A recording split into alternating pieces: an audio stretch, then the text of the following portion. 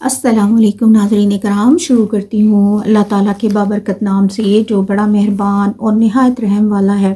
کفار مکہ کی مخالفت کا زور بڑھ گیا اور مسلمانوں پر تکالیف کی انتہا کر دی گئی، تو حضور پاک صلی اللہ علیہ وسلم نے اس مشکل کے حل کے لیے 2 اقدامات کیے۔ پہلا قدم یہ اٹھایا گیا کہ دارالارقم کا قیام کیا گیا۔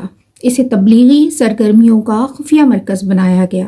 یہاں نہ صرف مسلمانوں کی تعلیم و تربیت ہوتی بلکہ عبادت بھی کی جاتی ہے۔ ارقم بن ابی الارقم مخزومی کا گھر تھا جو مخالفین کی نظر سے دور کوہ صفا کے دامن میں موجود تھا۔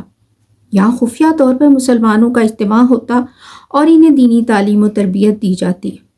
اس سے ایسے حادثات سے بچاؤ ہوا جو انہیں کھلم کھلا تبلیغی صورت میں پیش آ سکتے تھے، مگر حضور صلی اللہ علیہ وسلم کھلم کھلا عبادت بھی کرتے اور دین کی تبلیغ کا کام بھی جاری رکھا۔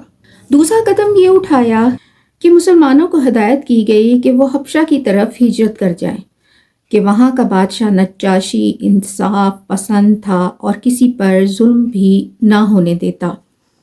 اس پہلی ہجرت حبشہ میں 12 مرد اور 4 عورتیں شامل تھیں۔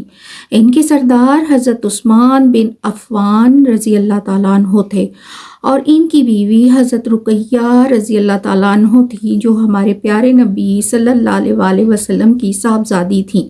یہ حضرت ابراہیم علیہ السلام اور حضرت لوط علیہ السلام کے بعد پہلا گھرانہ تھا جس نے اللہ کی راہ میں ہجرت کی۔ یہ لوگ رات کی تاریکی میں جدہ کے جنوب میں شیبہ کی بندرگاہ پہنچے جہاں 2 جہاز لنگر انداز تھے۔